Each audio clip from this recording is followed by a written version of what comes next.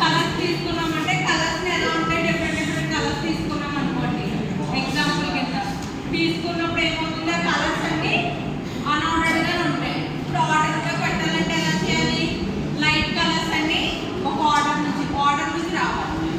Light colours ఎలా చేస్తాం, first light colours అన్ని పెడతాం, నెక్స్ట్ డార్క్ కలర్స్ అన్ని పెడతాం, ఇంకా డార్క్గా ఉంటే మళ్ళీ పెడతాం. సో దాన్ని అన్ఆర్డర్గా ఉన్న డేటాని ఆర్డర్గా చేస్తున్నాం. సో అన్ఆర్డర్ డేటా అంటే అర్థమైంది కదా.